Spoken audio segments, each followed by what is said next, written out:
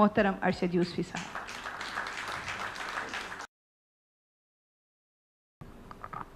Bismillahir-Rahmanir-Rahim. I begin with the name of God, most gracious, most merciful. It would be in keeping with my role as translator to speak in English. Anyone who's been watching the talk shows on TV should have no problems understanding my words. Instead of every other word in English, it'll be every word in English. I'd like to thank Huma Bukhari for her kind introduction. And I would like to recognize and thank Dr. Rana Qamar for coordinating this event, and possible only because of her enthusiasm and initiative.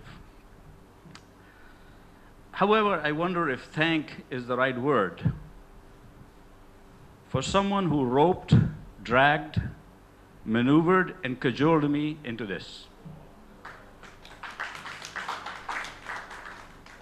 And I thank Dr. Masood Hamid Khan and his organization, the Dow University of Health and Health Sciences, for their support for this event. And I thank Dr. Fatima Hassan for her comments introducing the original and the author. And I thank Professor Nouman ul-Haq for honoring us with his participation in this event, and I look forward to his lecture. I myself am honored to be asked to speak about my translation. I am humbled by this honor. Before I proceed, I would set expectations with some disclaimers. I am not a literary person, and I have no literary claims. So why and how I came to translate this book, I will explain later. I did have one great advantage over other translators. I had direct access to the author. So I was asked by Huma Bukhari why I did not follow in my father's footsteps in Urdu literature. Besides a sense of humor, his talent is a way with words.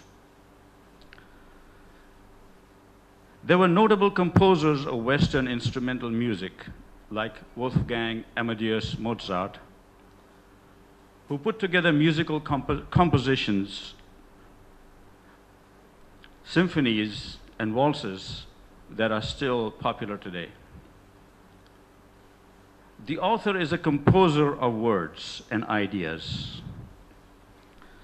His talent is the selection of the right words and putting together combinations of ideas and words in such elegant symphonies that some people have memorized entire pages of his writings. Such talent can only be a gift from God. Either one has it or one does not have it. One cannot engender it or create it, no matter how hard one tries. The kings and queens of the United Kingdom of England, Ireland, Scotland, and Wales could inherit the throne, and they could pass it on by inheritance. Such talent can be neither inherited nor passed on by inheritance. And that is why I am not following in his footsteps. However, because of the humor in my father's writings and speeches, I consider humor to be my heritage also. And this heritage of humor led me to explore humor in different domains. America, by the way, thrives on humor. Comics, cartoons, TV shows, joke books, though there are very few good books of humor. As an engineer working in a multinational corporation, you see the follies of what those corporations do. There's actually a cartoon strip by the name of Dilbert that if you follow that, you can understand the difficulties they're having with engineering and technology and the economic problems.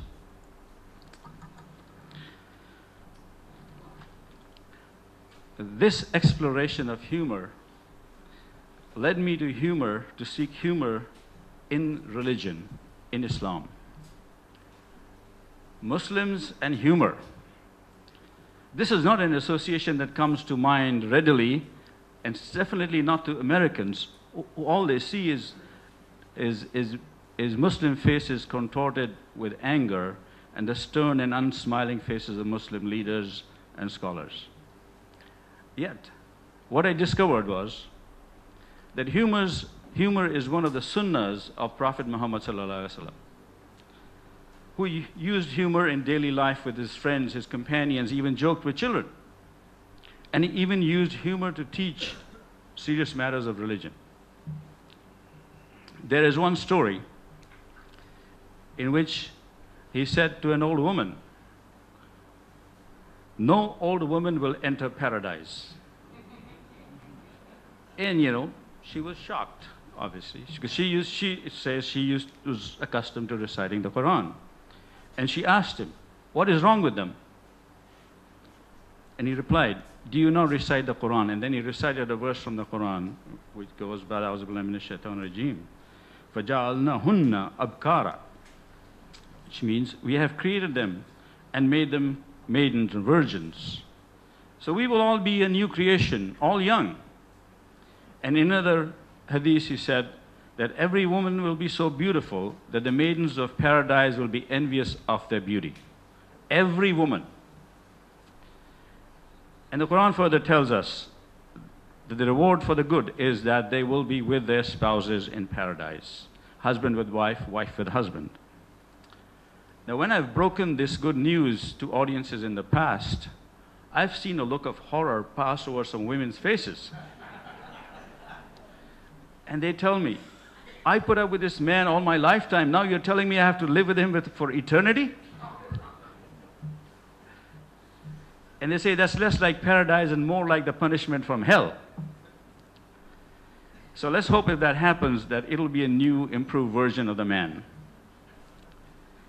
And so we know from the hadith that Prophet Muhammad sallallahu alaihi wasallam used to joke with children, like one young boy had a sparrow.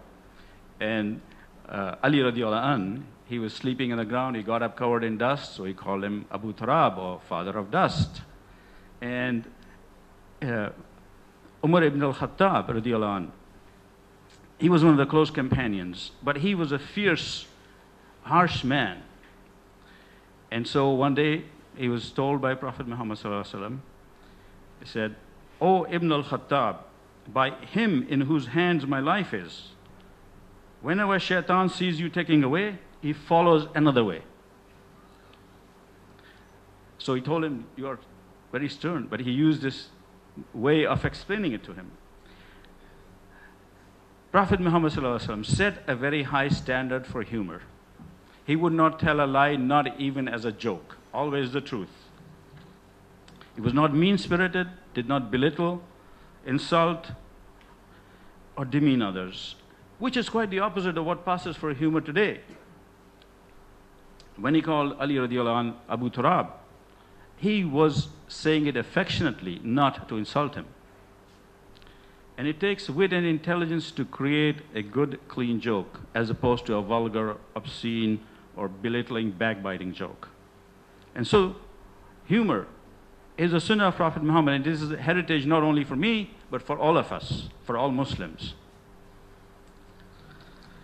So why did I dive into this task of translating this book? It started out as selective passages for my sister's son, related to the family. Then I happened to meet one of my father's fans in Chicago, and he suggested it would be a good idea to translate the whole book. And so I began on that. And this is one of the interesting things I'd always wanted to do. It was on my list of things to do for decades. And then I finally had the opportunity to work on it. Mountaineers say that they climb Mount Everest because it is there, because the challenge is there. This translation was my Mount Everest, my challenge. And the time I spent on this translation, I could have climbed Mount Everest too, by the way. And there was this irony that the author says, that it takes a minimum of a master's degree in Urdu to even comprehend his books. And yet, here's someone who just did easy Urdu, who happened to be the first one to translate his book. Had I known how difficult it would be, I may not have attempted it. So put it down to the boldness of those who do not know what they're getting themselves into. Those who jump in where angels fear to tread.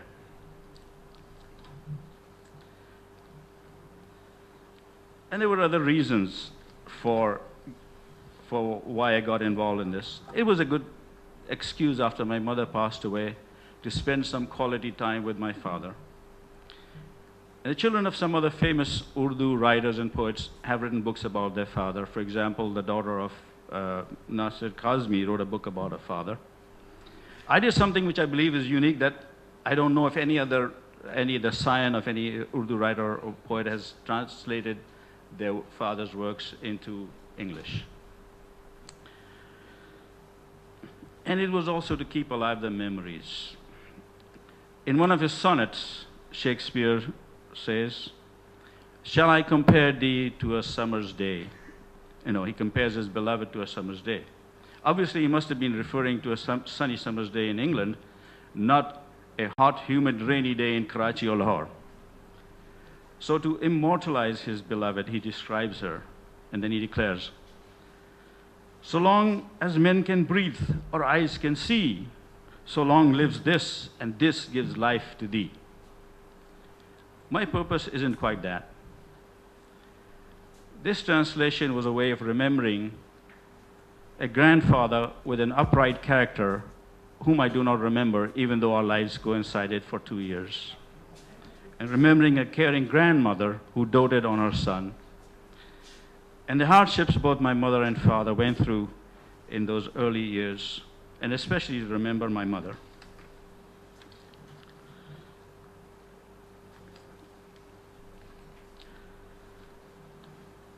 People ask me what Urdu I learned from my father.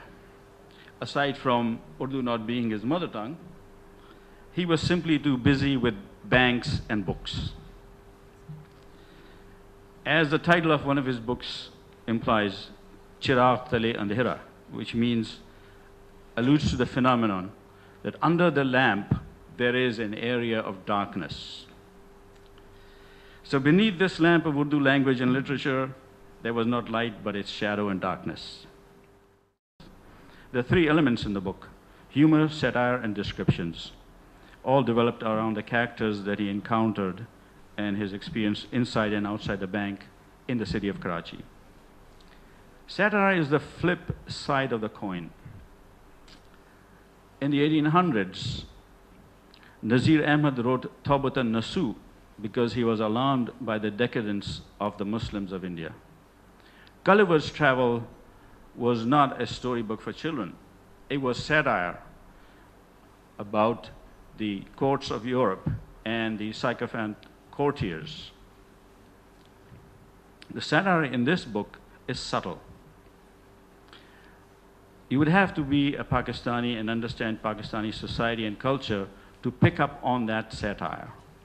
Most Westerners just would not pick up or see the humor or the satire in those things. So there's descriptions of politicians and peers. There's descriptions of bureaucrats, businessmen, and bankers. And sadly, some 60 years later, that satire is still applicable. So the opening paragraph is about the banking profession. The context is that under the British Raj, banking was a respectable profession.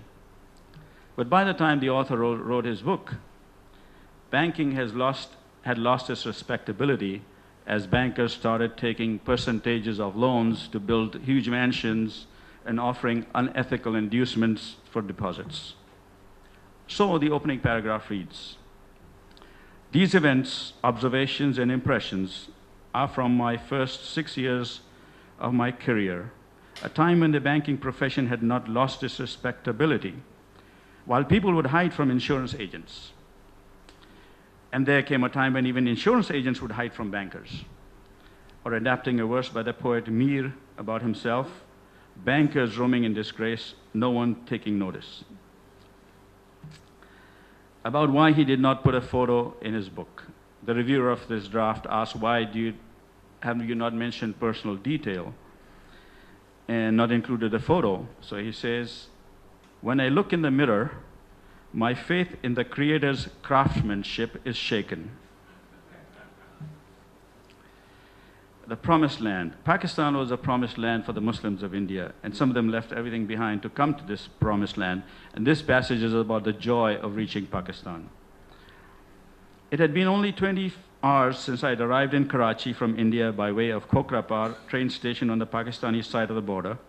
I cannot forget that morning when by the railway line I saw a small shiny white sign that said Pakistan, that I touched again and again to make sure it was real. Then picked up a handful of earth to make sure it was real, heard the Sindhi camel driver's greeting of Assalamu alaikum, and saw banknotes of India overprinted with Government of Pakistan. And then the ancestors' graves in the desert of Rajasthan, the language that was imbibed with mother's milk, and the tear-stained faces of loved ones left behind faded away in the brightness of the new day. About his dream profession. I had daydreamed and imagined myself in all sorts of heroic roles and adventures except that of a banker.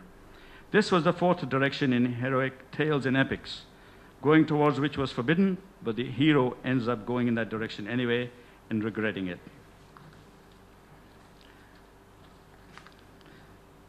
How hard work was viewed in offices. Is about an officer who was training him. When I became his trainee in the course of rotating through the departments, he advised, son, the diligence and effort you're putting in creates the impression that you're attempting suicide by work. There are other methods of suicide that do not require so much hard work. And the intoxication of knowledge. This is one of the characters talking about his Sikh teacher. You are very greedy for knowledge. You want to learn everything in one session. My school teacher, Sardar Gurbachan Singh Mastana, used to remind us, son, knowledge is not like cannabis. It is like opium. Its intoxication spreads slowly through the mind and body. One day, running his finger over the blade of his kirpan, which is a dagger, he said, O son of Hippocrates, as the horse trainers say, knowledge is like a river to be sipped slowly over time. It is not a glass of bhang, which is a cannabis drink, that you swallow it all and it goes straight to your head and a sane and sound person is blasted away. Then there's the inventor. He said, the task of science is to invent, and the world will find uses for the invention. The founder of the Nobel Prize, Alfred Nobel, never even dreamed of all the ways his dynamite would be used. If one could foretell how inventions and children would turn out, there would be no inventions and no children. Cement and slanders. He was in a bus, his bag of cement broke, spilling cement powder on a man's suit. When the man realized the seriousness of the situation and the extent of the coverage, he took out a handkerchief and began rubbing his suit briskly, trying to clean it off. But the best quality, strong and durable cement stuck to his suit like slander, and false accusations stick to one's reputation. The more you scrub it, the more it spreads. And he talks about his marriage. In those days, the bride and the groom did not see each other until after the nikah had been performed. So he describes a scene. It was a strange scene. It was raining.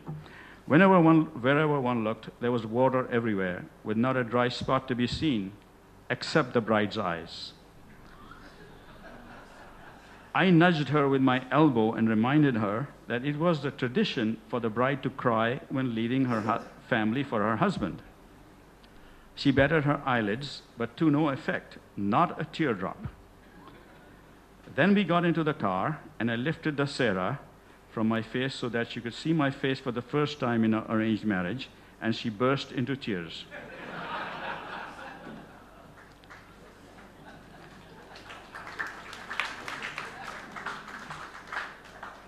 And a European woman's standard for manliness. She says at this cocktail party, without the rub of mustache and smell of cigar on a man, a kiss seems like kissing a baby. And shortcuts, which Pakistanis like. Latifi Sahib was a bank official, was extremely social with a keen sense of the political, very affable and a clever schemer. His abilities and aptitude could not stay in step with his ambitions. He found the straight path to be discomforting, and he always remained in search of a shortcut, no matter how twisted, devious, and crooked, and which often took double the time. He always wore a waistcoat even in the heat of summer, for he could not talk without hooking his thumbs in the waistcoat's pockets. His enemies had spread the rumor that he was secretly running 5 buses, whose income he would purify by giving alms from it on the 11th of each month, for there had to be a shortcut to paradise also. And the last one is about learning pure poetry. The protagonist was proud of having learned English in college from an English woman, which did not impress his boss, Anderson, who laughs and says, for a man to learn poetry from a woman is like a woman learning how to breastfeed from a man. The only thing a banker can learn from a beautiful woman is how to say no with grace. I happen to mention why I translated the book, but like the inventor, I came up with the uses and benefits. One is, books about Pakistan and Muslims are very popular in America. About jihad, about terrorism, about Taliban, about Al-Qaeda. There's nothing to counterbalance them. There's nothing to say, here's a normal, non-violent view of Muslims and Pakistanis. So I thought this would maybe a book that would help there. Surprisingly, do you know who is among the most popular poets in America? It's Rumi, Jalaluddin Rumi, Maulana Rum. His books of poetry translations outsell all other poets. And this book, I think, is a way for Pakistanis in the West to maintain a link with their culture, to remind them of their language, the literature, and the culture. Reading the translation may encourage them to go read the original and remind them that they have a culture and a literature to be proud of. You know, some of them are the families of the students who are at Dow International. They have a close link with Dow. And for me personally also, this led to rediscovery of Urdu literature and culture. In the preface, the author has a quote from the Empress Noor Jahan, just one verse. I happened to find the second verse and its translation, and I added it with an adaptation. The book also mentions, has a reference to Chahar Darwish. I then went and found a translation of it, and I actually read it. It was written centuries ago by Amir Khusro, and I think this book would be useful for the generation, the new generation that is living in the West, to make them more aware of our culture and literature. Even if they only read the English, it at least gives them a sense that there is more to our culture and literature than the little that they know. And I see the students at Dow International to be, now and in the future, to be the ones who would benefit from something like this. I would not necessarily recommend this book because it is a difficult book and it requires a level of maturity, but there are other books and other books even in Urdu that they could read. So English has some great prose and poetry. They should know that Urdu also has some great prose and poetry. So I'm going to conclude with a correction. I had mentioned earlier that it is the sunnah to smile. Prophet Muhammad ﷺ used to smile when he met someone or greeted someone. So I need to add a qualification, because you need common sense even when you follow the sunnah in such a simple matter as smiling. And then never mind the weightier matters of justice and jihad. So countermand that advice about smiling for men, it does not apply to you smiling at women. you can get yourself in big trouble smiling at women. Her male relatives are not going to accept the excuse that you're following the sunnah. So I end with a reminder that good humor is also your heritage. It is the sunnah. So have a sense of humor. Don't take yourself too seriously, but do take right and wrong seriously.